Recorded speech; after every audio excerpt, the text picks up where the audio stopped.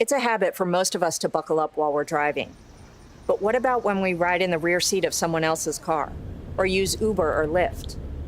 The Institute survey found that full-time belt use is lower in the rear seat, and that's especially true for people who primarily get around by taxi or ride-hailing service. Less than 60% of people who said they frequently take taxis or use ride-hailing services said they always wear their belt.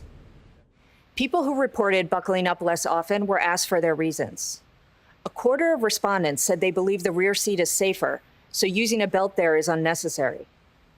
If you're not belted in the rear, you're putting yourself at risk, and you're also putting other people in the vehicle at risk. People belted in the front seat can be injured or killed by unbelted occupants in the rear flying forward in a crash. We recently conducted a test to show what can happen when there's a crash and the person in the back is unbuckled. In a simulated 35-mile-per-hour impact, the unbelted dummy slams into the back of the driver's seat, pushing the driver dummy into the deploying airbag and steering wheel. Drivers are twice as likely to be killed in crashes when the occupant behind them is unrestrained.